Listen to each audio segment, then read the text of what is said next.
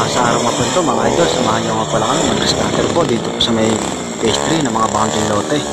Kahit sa ganun pa naman po ay tayo bago magsimula sa trabaho, tayo po ay hindi po tayo maano sa tumawag po sa taas at para tumasbasan po tayo ng konting lakas sa ating trabaho po sa araw-araw. Ngayon nga po makikita nyo.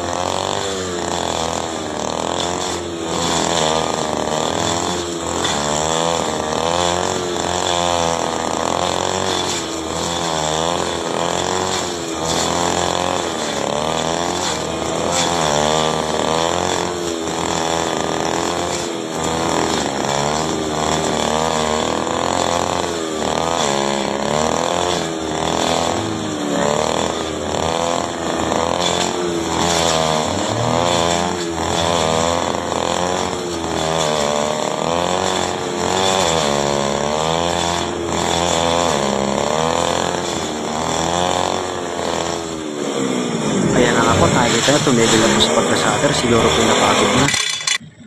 Siyempre naman po, kailangan po natin mamahinga kahit konti at dahil po sa yung panahon ay nasama po at kailangan po natin para po tayo hindi masyado mapagod. Siya nga po pala, kung pakalimutan pa i-follow po ang page, pa-like, pa-share na rin po. Maraming